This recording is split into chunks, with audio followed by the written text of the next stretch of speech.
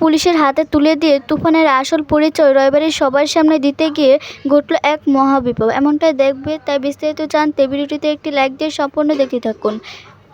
গল্পের শুরুতে আমরা দেখতে পাবো শুভলক্ষীকে বাঁচাতে মিথ্যে শ্যুট করলো তুফান। শ্যুট করার সাথে সাথে শুভলক্ষী চিৎকার করে বলে ওঠে না, এই বলে মেঝেতে লুকিয়ে পড়ে। এদিকে শুভলক্ষী চিৎকার শুনে তো মহা খুশি হয়ে যায় মোহনা। তখনই দেখা যাবে মোহনা বলে, এই গুলি হওয়ার আওয়াজ পেলাম মনে হয়, মানে আমার কথার কাটা শেষ হয়ে গেছে। তুফান শুভলক্ষীকে শেষ করে দিয়েছে।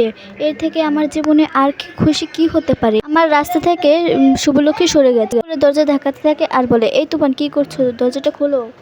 শুভলক্ষীর ডেড বডিটা আমাকে দেখতে দেখা যাবে তুফান দরজাটা খুলে। তুফান দরজাটা খোলার সাথে সাথে দেখতে পায় শুভলক্ষী মেঝেতে লুটিয়ে পড়েছে। শুভলক্ষী শেষ, এটা ভেবে ভীষণ খুশি মোহনা। মোহনা বলে, তুফান তুমি কাজটা করেছো, সত্যি গো আমি কত খুশি, তোমাকে আমি অনেক ভালোবাসি। কিন্তু এখন তো এই ডেড বডিটা সরাতে হবে তাই না? কিন্তু এই বডিটা কি করে সরাবো? না ব্যবস্থা করে। এরপর দেখা যাবে তখন তুফান শুভর ডেড বডিটা নিয়ে চলে যায়। আর তখন দেখা যাবে আদি তখন মোহনাকে বলে, তখন মোহনা তুমি এই কাজটা করতে পারো না, শুভলক্ষীকে আমার কাছে ফিরিয়ে দাও। ওদিকে তখন আদিদের বাড়িতে সবাই তো শুভলক্ষী আর আদিকে নিয়ে ভীষণ চিন্তায় পড়ে যায়। তখন দেখা যাবে আমি বলে যে দুজন মিলে কোথায় চলে গেছে গো বৌমা। তখন দেখা যাবে সেবন্তিনী বলে যে কি করে বলবো বলো মা। তখন ঠিক করেছে কিছু বলবে না বলে বাড়ি থেকে বের হয়ে গেছে। তার মানে ওরা আমাদেরকে কিছু জানাবে না। আমাদেরও তো কষ্ট হয়, ওটা কি ওরা বুঝতে পারে না? শুধু কি মনের কষ্টটাই বোঝে, আমাদের কোনো কষ্ট নেই? এই বলে তখন সেবন্তিনী খুব কান্নাকাটি করতে থাকে। তখন দেখা যাবে ঠামি বলে, দেখো শুভ যা করছে তা তো আমাদের ভালোর জন্যই করছে তাই না? নিশ্চয়ই এর পিছনে কোনো কারণ আছে। শুভলক্ষী আমাদেরকে বলতে যাচ্ছে না, তবে তুমি কোনো চিন্তা করো, যা হচ্ছে ভালোর জন্যই হচ্ছে, এটাই ভেবে নাও। ওদিকে তখন মোহনা তো ভীষণ খুশি। মোহনা তখন আদিতকে বলে যে, দেখো এবার আমাদের জীব শুভলক্ষী সরে গেছে, এখন আমাদের মাঝখানে কেউ নেই, আমি আর তুমি আছো। হ্যাঁ, এবার তুমি আমাকে আসল ভালোবাসবে। আদিত রেগে গিয়ে বলে, তোমার মতো একটা নোংরা মেয়ের সঙ্গে কথা বলতে আমার ঘৃণা লাগে, তুমি আমার সামনে থেকে সরে যাও। তোমাকে ভালোবাসা দূরের কথা, আমার ছায়াটাও অবধি তোমাকে দেখতে চাই না। এটা শুনে তখন প্রচণ্ড রেগে যায় মোহনা বলে, কি বললে তুমি আমার ছায়াটাও দেখতে চাও না? কিন্তু এখন থেকে তোমার আমার ছায়াটাই দেখতে হবে। আর তখন আদিত বলে, না, যে হাতে তুমি আমার শুভকে শেষ করেছো সে ছায়া আমি দেখতে চাই না। তখন মোহনা বলে, কোথায় আমি শুভকে শেষ করলাম?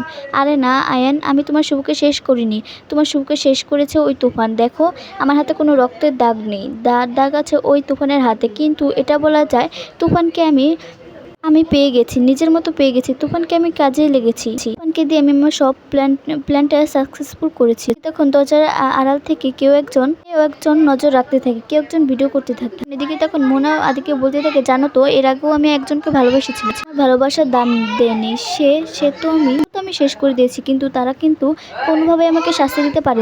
মোহনাকে কেউ কখনো শাস্তি দিতে পারবে না, এখন আমাকে ভালোবাসি, আমার জীবনে শুধু তুমি আছো। এরা তখনই আদিত বলে, মানে তুমি কি শেষ করেছো? মোনা বলে, তুমি শুনলে না, কে নিয়ে গর্ব করবে, বুঝতে পেরেছো? আমার আগে আমি আর একজনকে মার্ডার করেছি, আমি ভালোবেসেছিলাম, কিন্তু সে আমার মনটা বুঝেনি। তুমি তো আমার মুখটা বুঝবে তাই না? আর তখন আদিত বলে, না, আমি তোমাকে ভালোবাসি না, তোমাকে আমি কখনো ভালোবাসতে পারবো না। জীবন আমার মনে সবকিছুই হচ্ছে শুভলক্ষীকে আমি ভালোবাসি। আর তখনই দেখা যাবে না একটা কাটারি এনে গলায় গিয়ে ধরে। আর তখন এই সমস্ত কিছু নজর থেকে দেখতে থাকে শুভলক্ষী আর তুফান।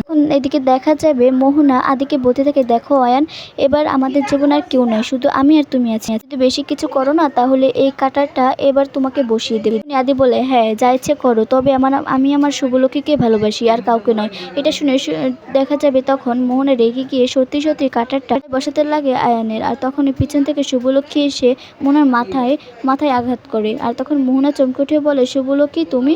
আর তখন শুভলক্ষী বলে, তুই কি ভেবেছিস আমি শেষ হয়ে গেছি?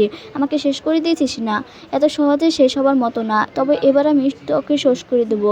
তোদের মতো মেয়েকে বেঁচে থাকার কোনো অধিকার নেই। তুই আমার জীবনটা শেষ করে দিয়েছিস, আমার পরিবারটা শেষ করে দিয়েছিস। তুই যা করেছিস, তোর মতো একটা মেয়ের বেঁচে থাকার কোনো অধিকার নেই। আজ নিজ হাতে তোকে আমি শেষ করব। এরপর এই বলে মোহনাকে মারতে লাগে শুভলক্ষী। আর তখন মোহনা বলে, এই তুমি এটা কি করছো? হ্যাঁ, কি করছো তুমি? এটা তুমি করতে পারো না শুভলক্ষী বলে, আমি কি করতে আর কি করতে না পারি সেটা এখন তোকে দেখিয়ে দেবো। তুই একটা মানুষ, তুই আমার আদিকে ওই জেলের মধ্যে কারাগারটা রেখে রেখে দিয়েছিস, আমার আদিকে এতটা কষ্ট দিয়েছিস, আদিকে কষ্ট দেওয়ার প্রতিটা ফলে ভোগ করতে হবে। আর তখন দেখা যাবে মোহনা বলে, তোমরা আমাকে কিছু করতে পারবে? কিচ্ছু করতে পারবে না। আর তখনই আজিত নিজের রশিটা খুলে মোহনার সামনে দাঁড়ায়। মোহনা বলে, এই তোমার রশি, তোমার বাঁধন কি হলো? তার মানে তখন পুরোটাই আমার সঙ্গে নাটক হয়েছে, নাটক মানে? আর তখনই দেখা যাবে আদিত বলে, হ্যাঁ তোমার সঙ্গে নাটক হয়েছে। তুমি কি নাটক করেছো? হ্যাঁ, নাটকের কি দেখেছো? এখনও নাটক বাকি আছে। তোমার সব সত্যিটা আমি রেকর্ড করে নিয়েছি। এবার তোমাকে কঠিন শাস্তি দেবো। দেখা যাবে মোনা হাসতে লাগে আর বলে যে আজ পর্যন্ত কেউ আমাকে শাস্তি দিতে পারেনি, আমাকে শাস্তি দেওয়ার ক্ষমতা এই পৃথিবীতে কারণেই। আর তখন শুভলক্ষ্মী বলে, তুমি বুঝতে পারছো না মোহনা, তোমার সব কিছু এবার সব টিম আমার হাত শেষ হওয়ার সময় এসেছে। আর তখন মোহনা বলে, তাই নাকি? তুমি আমাকে কিচ্ছু করতে পারবে না। এই বলে তখন দেখা যাবে মোহনা আরও বলতে থাকে, আজ পর্যন্ত এই মোহনা সেনকে কেউ শাস্তি দিতে পারবেও না। এটা তুমি মাথায় রেখো শুভলক্ষ্মী মোহনার কথা শুনে তখন প্রচণ্ড রেগে যায়, নিজের হাতের লাঠিটা দিয়ে ইচ্ছে মতো মারতে লাগে তখন মোহনাকে। মোহনা বলে, এটা কিছুতে করতে পারো না শুভলক্ষ্মী। আর তখন দেখা যাবে শুভলক্ষ্মী বলে তখন যে এবার দেখ, মার খেয়ে দেখ কেমন লাগলে। দেখা যাবে মোহনা হাত জোর করে ক্ষমা চায় শুভর কাছে। আর তখন এই যে আমাকে ক্ষমা করে দাও, আমি ভুল করেছি, ভুল বুঝতে পেরেছি, আমি আর তোমাদের জীবনে আসবো না, তোমাদের জীবন থেকে অনেক দূরে চলে যাব। এবারের মতো আমাকে ক্ষমা করে দাও শুভলক্ষ্মী। তখন দেখা যাবে শুভলক্ষ্মী মোহনার কথাগুলো শুনে বলে, তোমার মতো মেয়ের ক্ষমা? তোকে কিছুতে আমি ক্ষমা করবো না। তোকে ক্ষমা করলে তুই আবারও আমাদের জীবনে চলে আসবি। তোকে প্রথমবারে ক্ষমা করে ভুল করেছি, ক্ষমা না করে তোকে শাস্তি দেওয়া উচিত ছিল। আমার থেকেও ভুল করেছে আদি তোকে বন্ধু ভেবেছে, আর সেই বন্ধুটার সুযোগ নিয়ে তুই এত ক্ষতি করেছিস, আমার পরিবারে এত ক্ষতি করেছিস, আমার ডোনাকে হাত ধরে আমাদের পরিবারকে শেষ করে দিতে চাইছিস।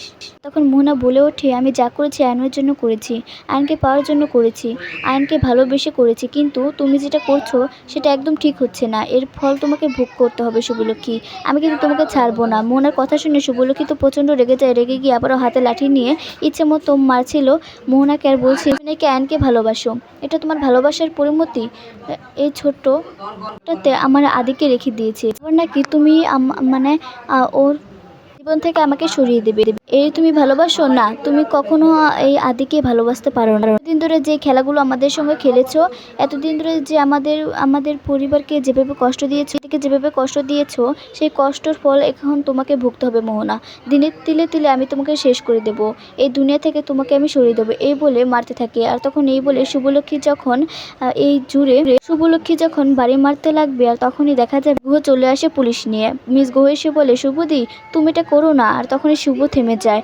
আর তখন মিস গুহ বলে, ওকে শাস্তি দেবে পুলিশ, আর তুমি ওর উপর হাত তুলবে না। আর তখন মোহনা নাটক করে বলে, অফিসার দেখুন এই মেয়েটা আমাকে কীভাবে টর্চার করছে, আমাকে বাঁচান। অফিসার বলে, হ্যাঁ বাঁচাবো, তবে আপনাকে নয়, ওনাদেরকে। আর তখন আপনাদেরকে আমি মার্ডার কেসে কিডন্যাপ করার অপরাধে অ্যারেস্ট করলাম। মোহনা বলে, না এটা হতে পারে না, কিছুতেই হতে পারে না। ওরা যা করছে, ওরা আমার উপর টর্চার করছে, ওরা মিথ্যে কথা বলছে। অফিসার তখন দেখা যাবে অফিসার বলে, তখন আমি সবটা মানে বাইরে থেকে সবটা কিছু দেখেছি পেরেছেন, তাই এখানে মিথ্যে বলার কোনো সুযোগ নেই। এবার আপনাকে মানে শাস্তি পেতে হবে। এরপর দেখা যাবে তখন পুলিশকে হাজতে নিয়ে যায়। এদিকে শুভলক্ষ্মী আজিতকে নিয়ে বাড়ি ফিরতে আবারও পুলিশ রয়বাড়িতে আসে। আর এই শেষকে বলে, এই বাড়িতে এসব নাটক করে বসে আছো, একটা আসামি, তোমাকে আমাদের সঙ্গে থানায় যেতে হবে। আর তখনই দেখা যাবে আজিত বলে, কি বলছেন কি, আমি কি করেছি, আমি আবার কি করলাম? এদিকে তখন শুভলক্ষ্মী মনে মনে বলে, নিশ্চয়ই ওরা আদিকে তুফান ভেবেছে, সেজন্য আদিকে জেলে যেতে বলছে। কিন্তু তুফান মানে আসল পরিচয় কি আমি কি সেটা দেবো? ওদিকে তখন দেখা যাবে তুফান ভয় পেয়ে যে শুভ ওর কথা বলে দিবে বলে, তখন তুফান অনেকটাই ভয় পেয়ে শুভর ছেলেকে নিয়ে সেখান থেকে পালিয়ে যায়। বন্ধুরা, এই ছিল আগামী পর্বের আপডেট। কেমন লাগলো আজকের পর্বটি অবশ্যই কমেন্টস করে জানাতে ভুলবেন।